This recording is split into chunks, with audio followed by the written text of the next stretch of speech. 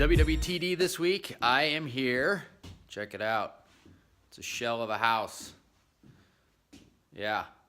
It's our most recent purchase. We're closing it today. I'll show you some more here. There was where the kitchen was supposed to be, but we bought this from a gal who basically got in over her head. She did enough work to make it a mess, but not enough work to put it back together. So this is where our skill set comes in, and we actually will take it from this kind of rough, messed up, weird floor plan that's a gutted shell, and we'll put it back together in a way that maximizes value. So that's what we're doing. I'm walking on my job site today. That's not what I want to talk about. What I want to talk about today is the fact that I think we're at the top of the market. And I'm not saying necessarily because of all the data in terms of housing prices and things like that. I'm saying it because of the number of people that are trying to get into this business. They're either trying to sell courses or are trying to sell us property in a way that basically shows that they have no idea what they're doing. And so that's usually how it goes, right? When you get to the peak of a real estate market cycle, idiocy is at an all-time high.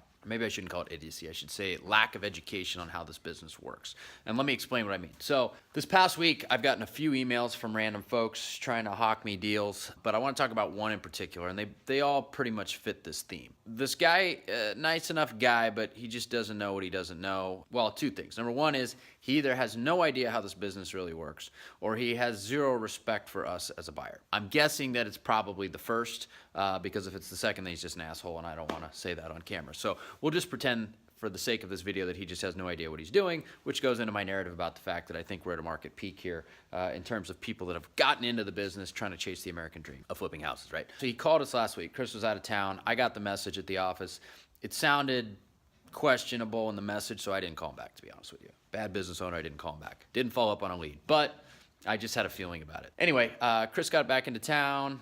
He went to Vegas, by the way, had a good time. Let the Hulk out of the cage for a few days, but that's another story. We got an email, too, from the guy who followed up, called and emailed. So he was persistent, I'll give him that. But he sent over the lead, and he said, hey, I've got this great lead. It's up in the North Portland area, which can be good, it can be bad, just depends on where it is. Here's the address. I've got it tied up for $249. I want to sell it for $259. So at least I give him credit for the fact that he was upfront about what it is that he wanted for the deal in terms of money. He wanted 10 G's, right? Which on a wholesale deal, 10 G's in the Portland area, that's a bargain if, in fact, it's a deal. So we start looking at it, and first thing we notice is it's on a super busy road. There's one strike against it right there.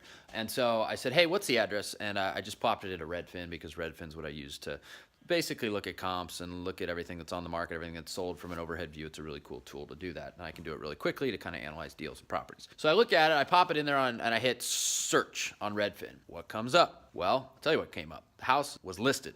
And generally speaking, trying to wholesale listed properties, especially in this market, especially in Portland, waste of time. But let me go into why. I looked at the house. It was listed at $249,000. Remember, he's trying to sell it to us for $259,000. So that alone is strike two, right? He's trying to sell it to us for more than it's listed, which if it's an amazing deal and he somehow managed to get the listing agent to accept his offer when there was like 10 others behind it that maybe it got bid up, then it could be a deal, right? That could still be a deal. But here's the caveat. We're May 2nd when I'm recording this, so we looked at it on May 1st. This was listed back at the beginning of February. So February, March, April. 3 months. It's been listed at $249,000 for 3 months, and it's had 2 sale fails in 3 months, and the agent hasn't adjusted the price down, which they probably should do.